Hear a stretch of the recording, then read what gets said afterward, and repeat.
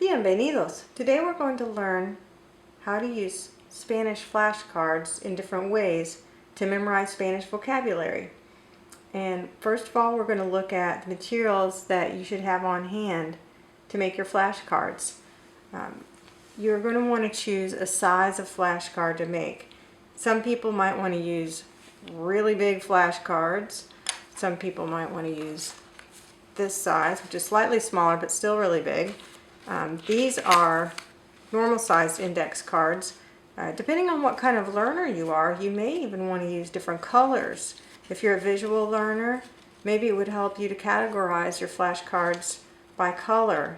And you could use, feminine nouns, one color, masculine nouns, another, verbs, one color, separate from other vocabulary.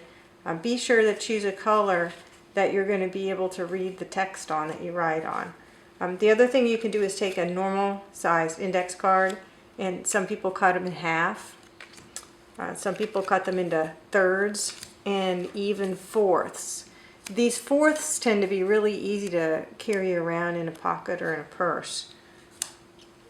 Alright, the other thing that we need to look at is writing materials to write on the flashcards.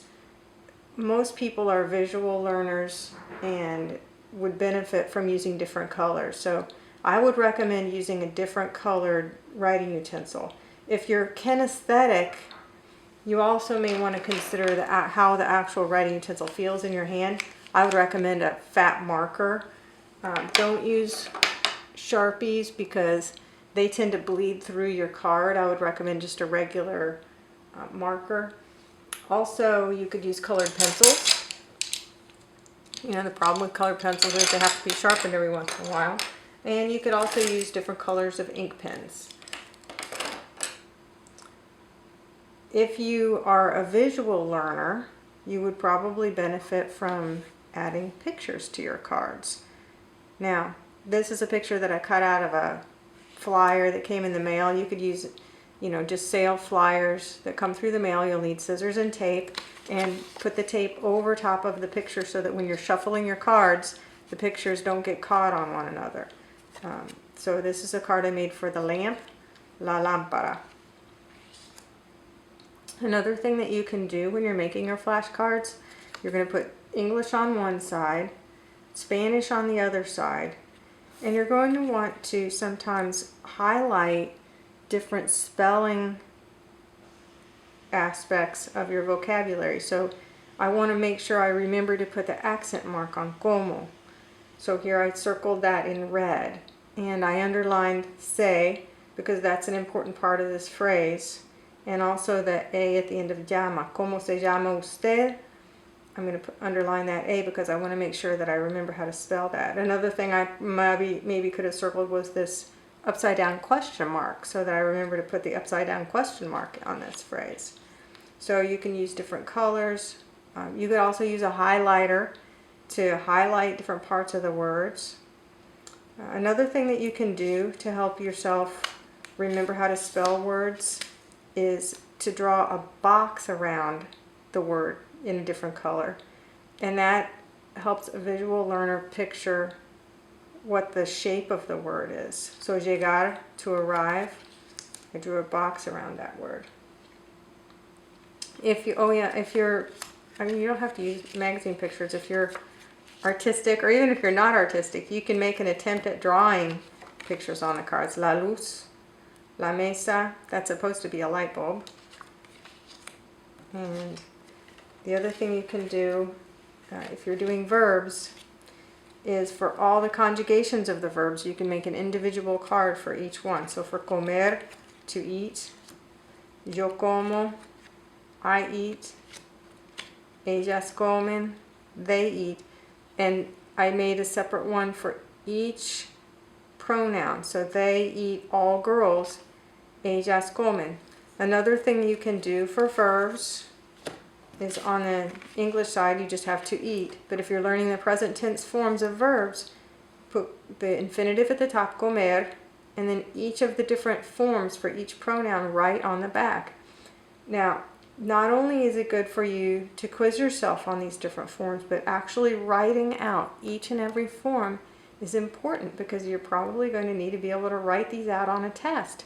So you need to practice writing them, and just making this card is good practice, writing out each of the forms of comer. So that would be an example of how to make a verb flashcard.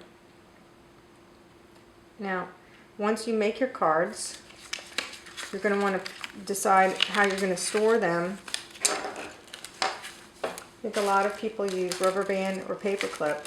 So I've made 5 flashcards here. There's English on one side, Spanish on the other side, and I'm probably just going to paper clip them together for now, but later when I finish with them, I might rubber band them to store them.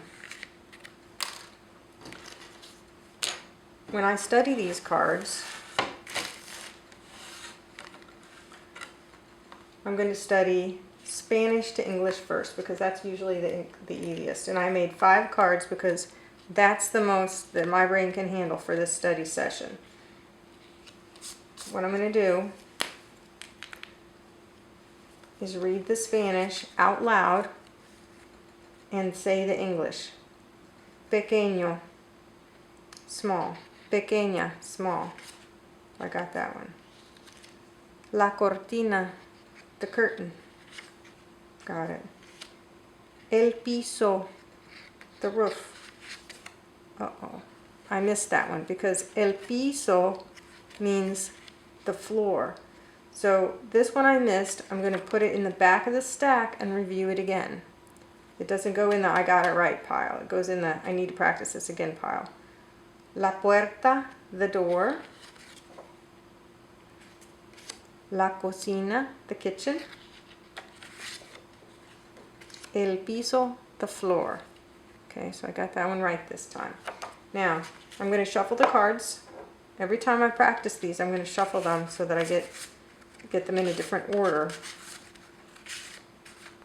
And then I'm going to study from Spanish to English. And when I'm studying from when I study from English to Spanish, we just studied Spanish to English. We're going to study English to Spanish. I'm also going to need to practice spelling these words. So I'm going to have a dry erase board. I would recommend having different colors of dry erase markers. And I'm going to write the Spanish word and say it after I read the English word. For small, pequeño.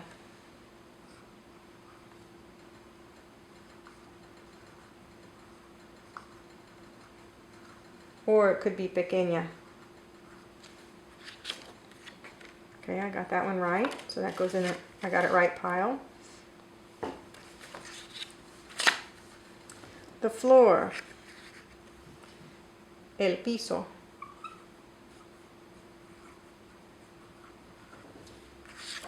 Got that right. The door. El techo. Uh-oh, I got this one wrong. The door is la puerta.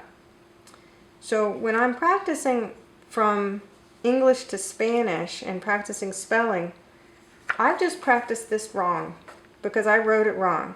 So what I need to do is practice it right 3 times. I want to practice it right more than I practice it wrong to make sure that I get this right. So the door is actually la puerta. So I'm going to write la puerta 3 times.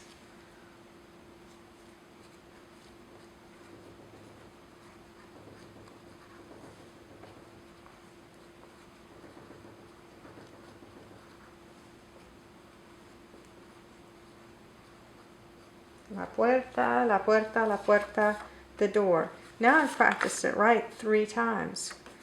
And even though I've practiced it right, this is my I got it right pile. I didn't get it right the first time, so I'm going to put this back in the stack to practice it again during the session and make sure I've got this. Okay, the kitchen,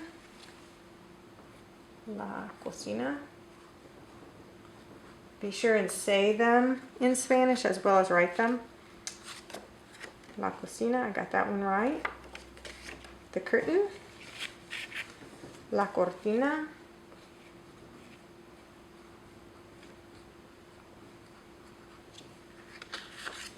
La cortina, got it right. Now we're going to practice the one I got wrong again. The door, la puerta.